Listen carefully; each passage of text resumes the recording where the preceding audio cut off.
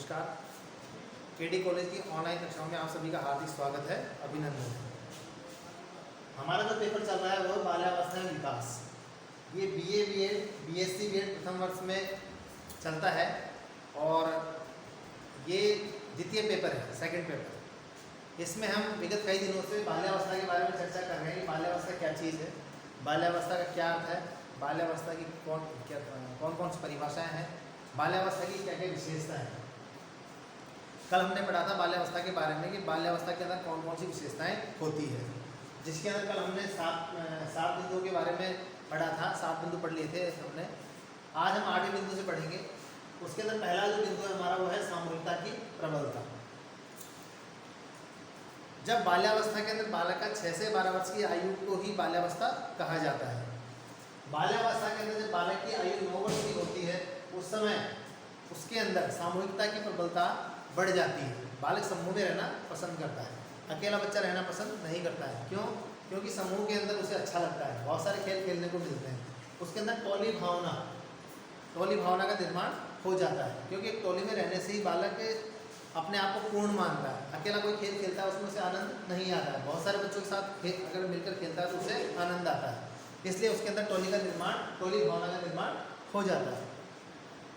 जब टोली भावना का निर्माण उसके अंदर हो जाता है और वह एक टोली के अंदर शामिल होता है तो उस टोली के कुछ नियम होते हैं, कुछ सिद्धांत होते हैं, उनका पालन करने से ही वह बालक, जो बालक टोली में शामिल होना चाहता है, उसे उस टोली के नियमों का पालन करना होता है। अगर वह उस टोली के नियमों का पालन नहीं करता है तो वह उस टोली का सदस्य नहीं बन पाता है। इसलिए उसके अंदर टोली के नियमों के पालन करने से वह उस टोली के अंदर शामिल हो जाता है। जब हम समूह की बात करते हैं तो समूह के अंदर सभी को रहना पसंद है, क्योंकि व्यक्ति एक सामाजिक प्राणी है। जब व्यक्ति एक सामाजिक प्राणी है तो उसे विभिन्न जगहों पर, विभिन्न कार्यों के लिए व्यक्ति को समूह की आवश्यकता होती है, विभिन्न लोगों की आवश्यकता होती है, सहयोग की आवश्यकता होती है। जब व्यक्ति अकेला रहता है तो कोई कार्य करना संभव नहीं होता है, व्यक्ति को समूह में रहकर ही सारे कार्य करने होते हैं। तो व्यक्ति के अंदर जो समूह की जो भावना है वो 9 वर्ष की आयु से प्रारंभ हो जाती है और वह अपने लिंग के अनुसार अपने समूह को चूज कर लेता है या उसको बांट लेता है कि मैं इन बालकों के साथ रहूंगा या इस टोली के साथ रहूंगा, और वह उन नियमों का पालन करने लगता है, उस टोली का सदस्य बन जाता है। अगला है बहिर्मुखी व्यक्तित्व।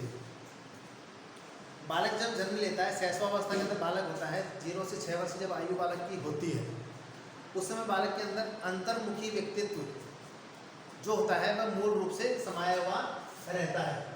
अंतर्मुखी का मतलब होता है व्यक्ति अंदर ही अंदर सोचे, बाहर उजागर ना करे। बहुत सारी चीज़ें ऐसी होती है जो व्यक्ति सोचता रहता है लेकिन उसको उजागर नहीं करता है। बहुत सारी चीज़ें उनके बारे में जानना चाहता है लेकिन इससे पूछता नहीं है। ये अंतर्मुखी व्यक्तित्व के कुछ लक्षण होते हैं। उसी प्रकार जो बालक होता है 0 से 6 वर्ष का शैशवावस्था के अंदर जब बालक रहता है तो बालक की शैशवावस्था के अंदर अंतर्मुखी व्यक्तित्व वाली स्थिति रहती है। बालक पूछना चाहता है लेकिन पूछ नहीं पाता है, वो डरता है। उसके अंदर क्या होता है, जो जब 6 से 12 वर्ष का बालक होता है उसके अंदर अंतर्मुखी व्यक्तित्व को छोड़कर बहिर्मुखी में परिवर्तन होने की उसके अंदर आदत आ जाती है, क्योंकि वह सब चीज़ों को जानना चाहता है। जैसा कल हमने बात की थी कि वास्तविक जगत से क्या होना चाहता है, परिचित होना चाहता है। बालक के अंदर बहुत सारी क्यूरियोसिटी रहती है। बालक पूछना चाहता है कि यह वस्तु क्या है, वो वस्तु क्या है, इससे क्या होता है, उससे क्या होता है, अगर हम वहाँ जाएंगे तो क्या होगा, अगर वहाँ नहीं जाएंगे तो क्या होगा। उसके अंदर बहुत सारी प्रबल जिज्ञासाएँ रहती है। वह उन जिज्ञासाओं को शांत करने के लिए अंतर्मुखी व्यक्तित्व से बहिर्मुखी व्यक्तित्व के अंदर परिवर्तन करता है।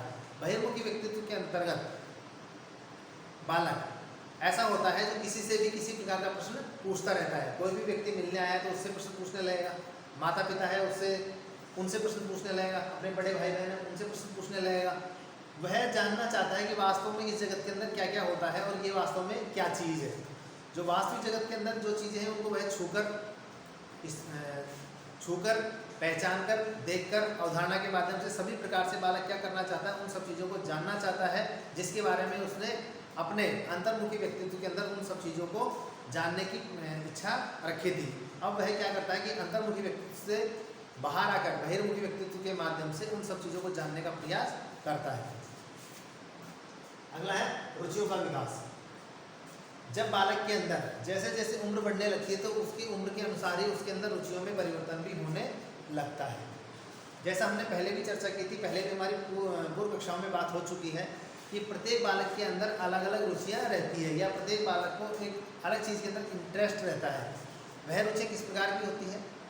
बालक कई बार क्या होता है, परिवार के सदस्यों को देखकर भी अपनी रुचियों का निर्धारण कर लेता है। कई परिवारों के अंदर किसी के भाई बहन चित्रकारी करते हैं तो उसे भी चित्र बनाना अच्छा लगने लगता है।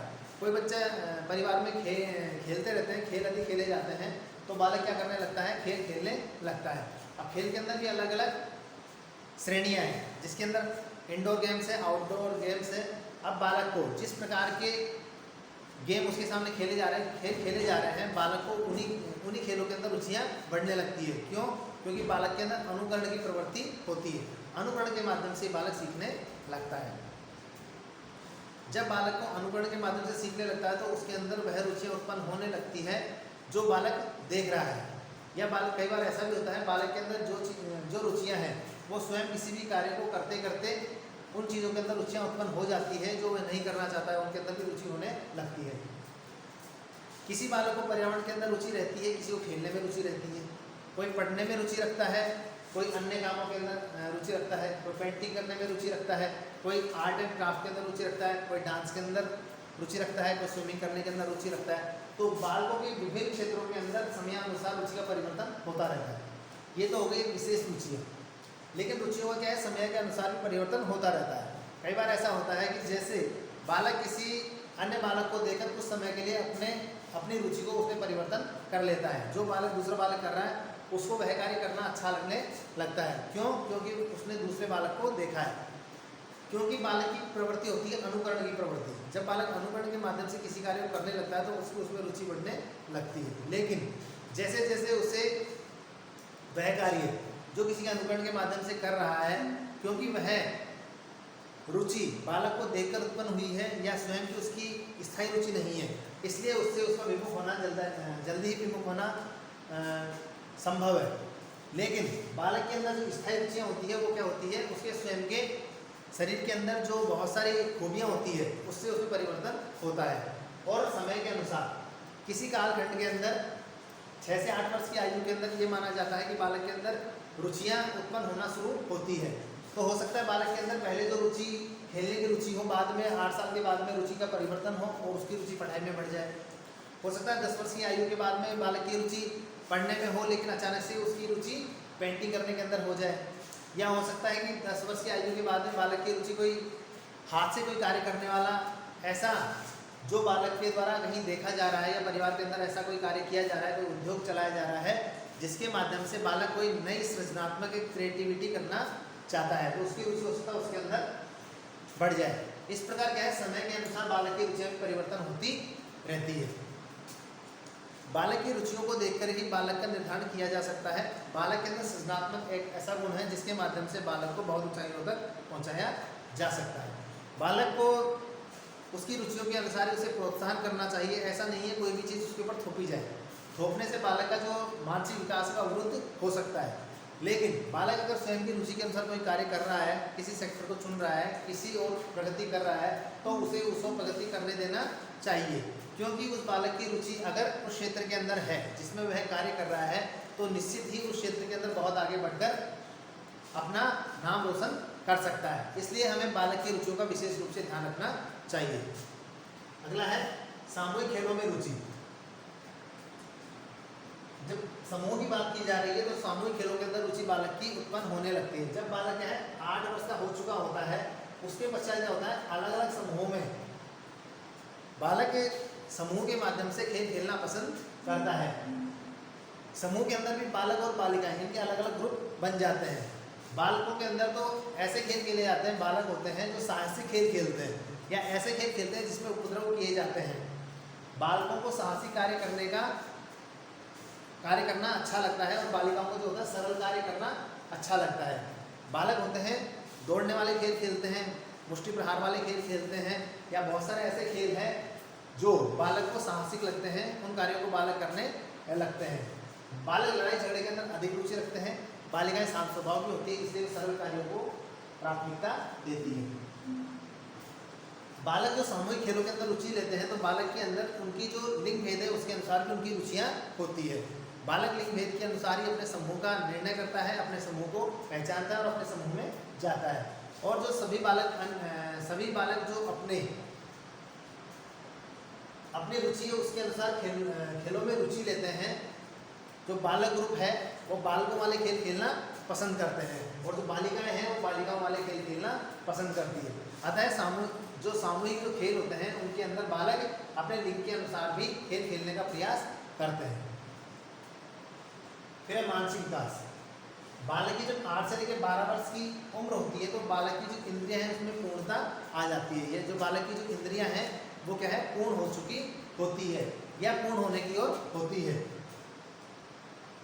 जब बालक की इंद्रियों में पूर्णता आने लगती है तो बालक अपने आप को क्या होता है, मिथ्या परिपक्वता का काल समझता है। बालक समझता है कि वह परिपक्वता की ओर बढ़ चुका है या परिपक्व हो चुका होता है, लेकिन उसे ऐसा आभास होता है, वास्तव में ऐसा नहीं होता है कि वो परिपक्व हो चुका होता है। क्यों? क्योंकि इस काल को मिथ्या परिपक्वता का काल भी कहा जाता है। बालक स्वयं को परिपक्व इसलिए मानने लगता है क्योंकि उसके शरीर के अंदर अचानक से ही ऐसे परिवर्तन होने लगते हैं जिससे उसके शारीरिक परिवर्तन अचानक से ही बढ़ जाता है। मानसिक विकास भी उसका बढ़ने लगता है। उसका जो सर्वांगीण विकास है उन सब चीज़ों के अंदर बालक की अत्यधिक प्रभाव पड़ता है और बहुत ही तीव्र गति से उसका विकास होता है। इसके बाद में उसकी स्मृति का विकास धीमा हो जाता है। जो बालक की बुद्धि होती है, इस उम्र के अंदर बालक की जो स्मृति होती है, बुद्धि होती है, उसका विकास थोड़ा धीमा हो जाता है। अवरुद्ध नहीं होता लेकिन थोड़ा धीमा हो जाता है, जिसके कारण से बालक क्या होता है, अपने आप को परिपक्व मानने लगता है या उसके अंदर मिथ्या का भाव आ जाता है कि मैं परिपक्व हो चुका हूँ, लेकिन ऐसा नहीं होता है क्योंकि उसकी स्मृति जो होती है उसका विकास धीमा हो जाता है और बालक का शारीरिक विकास तीव्र हो जाता है। फिर है मूढ़ चिंतन। बालक का जो मानसिक विकास होता है उसके अंदर बालक के अंदर अमूढ़ चिंतन से मूढ़ चिंतन की ओर बढ़ने लगता है। बालक ने जो चीज़ देखी है, जिस चीज़ को स्थायी रूप से देखना चाहता है या उस चीज़ को महसूस करना चाहता है कि मेरे द्वारा जो चीज़ देखी जा रही है वो वास्तव में सही है या नहीं है, या किसी के द्वारा कोई चीज़ कही गई है, अमूर्त चिंतन के द्वारा कोई चीज़ प्रकट की गई है, उसको मूर्त रूप देने का प्रयास करता है। बालक के अंदर स्मृति के माध्यम से, बालक की जो बुद्धि है उसके माध्यम से बालक क्या करने लगता है, मूढ़ चिंतन की ओर बढ़ने लगता है। इसी पश्चात क्या होता है, जब 12 वर्ष की जब बालक की आयु हो जाती है उस समय उसके अंदर तर्क वितर्क की शक्ति भी बढ़ जाती है। क्यों? क्योंकि बालक उन सब चीज़ों को तर्क के माध्यम से सिद्ध करना चाहता है। तर्क एक ऐसा विषय है जिसके माध्यम से बालक किसी भी चीज़ का विभिन्न मतों के द्वारा, जब बालक को कोई भी चीज़ कही जाएगी विभिन्न लोगों के द्वारा या विभिन्न साथियों के द्वारा, तो वह क्या करेगा, स्वयं के तर्क के माध्यम से क्या सही है क्या गलत है, ऐसा कोई कार्य करने से उसे सफलता मिलेगी या नहीं मिलेगी, इन सब चीज़ों का वह निर्णय स्वयं तर्क के माध्यम से करने लगता है। क्यों? क्योंकि उसके अंदर तर्क शक्ति का विकास 12 वर्ष की आयु के अंदर विकसित हो चुका होता है या होने लगता है। जब बालक 12 वर्ष की आयु के अंदर तर्क शक्ति का विकास बालक का होता है तो बालक उन सब चीज़ों को जानना पसंद करता है कि उसने कोई निर्णय लिया है वह सही किया है या गलत किया है। उसकी पुष्टि करने के लिए भी वह अन्य जो अपने बड़े भाई बहन हैं, माता पिता है या गुरुजन हैं, उनसे उस चीज़ के बारे में पूछता है कि यह चीज़ ठीक है या नहीं है, क्योंकि वो ऐसा देखना चाहता है कि उसने जो तर्क शक्ति के माध्यम से जो कार्य किया है या कोई किसी बात का निर्णय किया है वो ठीक है या नहीं है। इस प्रकार 12 वर्ष की आयु के अंदर बालक की तर्क शक्ति का विकास भी तीव्र गति से होने लगता है। अगला है सामाजिक गुणों का विकास। बालक जब 6 से 12 वर्ष की आयु के अंदर होता है तो वह विद्यालय के अंदर जाता है। विद्यालय से वो विभिन्न कार्यक्रमों के अंदर समाज के विभिन्न स्तरों पर जाता है और उसके अंदर सामाजिक गुणों का विकास होने लगता है। उसके अंदर सामूहिकता का विकास होता है क्योंकि वह समूह के अंदर रहता है, विभिन्न कार्य करता है। बहुत सारे कार्यों के माध्यम से बालक की प्रशंसा होती है। बहुत सारे कार्यों के माध्यम से बालक ऐसे कार्य करता है जो अकेला नहीं कर पाता है। इस प्रकार उसके अंदर सामाजिक गुण और सामूहिकता का विकास होने लगता है। उसके अंदर सहयोग की भावना का विकास होता है। क्यों? क्योंकि जब बालक के द्वारा कोई भी कार्य किया जाता है और उसको सहयोग के द्वारा कोई भी कार्य आसानी से हो जाता है तो वह स्वयं भी सहयोग की अपेक्षा करता है और अन्य बालकों की भी सहायता स्वयं करने लगता है। इसलिए उसके अंदर सहयोग का गुण भी विकसित होने लगता है। फिर एकता। समूह में रहना ये एकता एक ही चीज होती है। एकता के अंदर ये होता है कि बालक के अंदर जो टोली निर्माण का जो भाव है वह इस आयु के अंदर रहता है। उसके अंदर क्या करता है, एकता के माध्यम से बालक कोई भी कठिन कार्य करने को तैयार हो जाता है। इसके बाद में उसके अंदर स्नेह की भावना स्नेह की जो भावना है उसका भी क्या होने लगता है, विकास होने लगता है। क्यों? क्योंकि उसके अंदर जो सामाजिक गुण है उसके माध्यम से जब बालक शिक्षा के माध्यम से बहुत सारी चीज़ों को सीखता है तो बालक का सर्वांगीण विकास होने लगता है। बालक का जो है शारीरिक, मानसिक, बौद्धिक, संवेगात्मक सभी प्रकार का विकास होने लगता है। तो बालक के अंदर जो स्नेह की भावना है उसका विकास होने लगता है, क्योंकि स्नेह के माध्यम से किसी भी व्यक्ति को जीता जा सकता है। वह शिक्षा के माध्यम से बालक जानता है कि जो बालक कार्य कर रहा है वह किसी से प्रेम पूर्वक करवाया जा सकता है। अगर कहीं पर भी गुस्सा किया जाएगा या द्वेष रखा जाएगा तो वह किसी कार्य करने में संभव नहीं होगा। इसलिए उसके अंदर इन गुणों के साथ में स्नेह की भावना का विकास भी होने लगता है। अगला है काम प्रवृत्ति। बालक की जब 6 से 12 वर्ष की आयु होती है उस समय क्या है, बालक के अंदर काम प्रवृत्ति का विकास होने लगता है, क्योंकि उसके अंदर बालक के जो लैंगिक अवयव है उनका वृद्धि होना प्रारंभ हो जाता है और उसके अंदर क्या होता है, काम प्रवृत्ति का विकास होता है। हालांकि काम प्रवृत्ति इतनी तीव्र नहीं होती है, लेकिन काम प्रवृत्ति का विकास होना शुरू हो जाता है। जब बालक की काम प्रवृत्ति का विकास होने लगता है तो वह अपने जो साथी है, बालक है बालकों के साथ खेलना पसंद करते हैं, बालिकाएं हैं जो बालिकाओं के साथ खेलना पसंद करती हैं। इस प्रकार से उनका जो होता है समूह होता है वो अलग अलग समूहों में बढ़ जाता है। बालक बालकों के साथ खेलना पसंद करते हैं, बालिकाएं बालिकाओं के साथ खेलना पसंद करते हैं। अगला है नैतिक गुणों का विकास।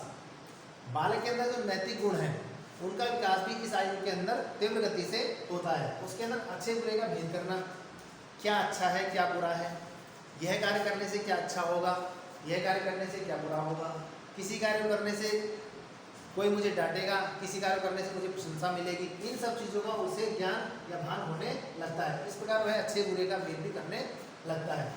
उसके अंदर शिष्टाचार में आज्ञा पालन की प्रवृत्ति भी बढ़ जाती है। वह विद्यालय के अंदर गुरुओं से शिष्टाचार पूर्वक बोलने लगता है, वह उनकी आज्ञा का पालन करने लगता है। उसके बाद में माता पिता तथा अध्यापकों को आदर सम्मान करना बालकों को क्या है, अच्छा लगने लगता है। क्यों? क्योंकि बालक के अंदर स्वयं की भावना रहती है। बालक यह सुनना चाहता है कि आप बहुत अच्छे हैं या आप बहुत अच्छा कार्य करते हैं। इसलिए बालक क्या करता है, शिष्टाचार के नियमों का पालन करने लगता है।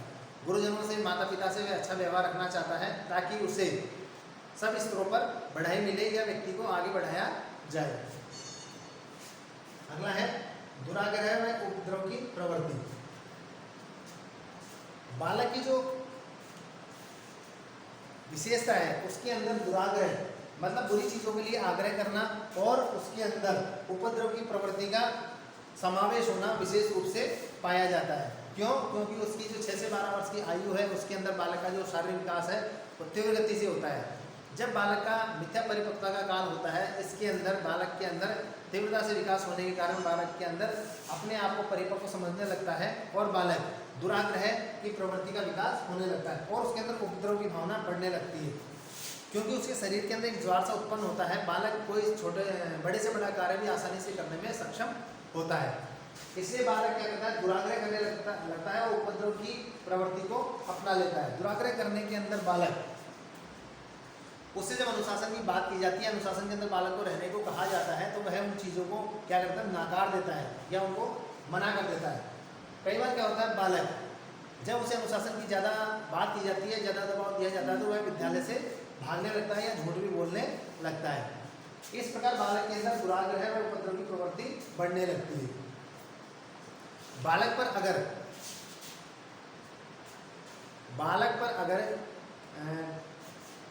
विशेष रूप से ज़्यादा अगर दबाव लगाया जाता है, बालक को ज़्यादा अंकुशित किया जाता है, ज़्यादा अंकुश बालक पर लगाया जाता है तो उसके अंदर उपद्रव की प्रवृत्ति, दुराग्रह की प्रवृत्ति अधिक पनपती है।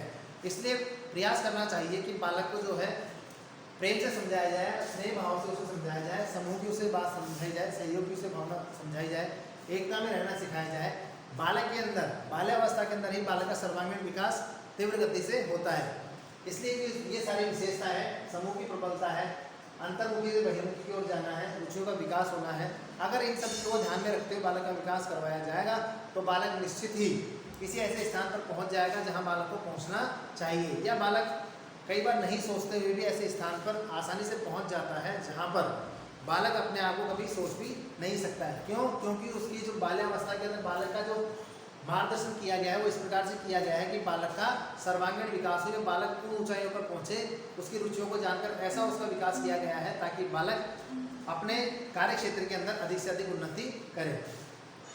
बालक का सामाजिक विकास करना चाहिए, बालक का सामूहिक विकास करना चाहिए, उसका मानसिक विकास है उसके अंदर बालक का सहयोग करना चाहिए, सामाजिक गुणों का विकास करना चाहिए, उसकी जो काम प्रवृत्ति है उसके अंदर बालक को समझाना चाहिए, उसको जो शिक्षा है, यौन शिक्षा है, उसके बारे में बालक को जानकारी मिलनी चाहिए।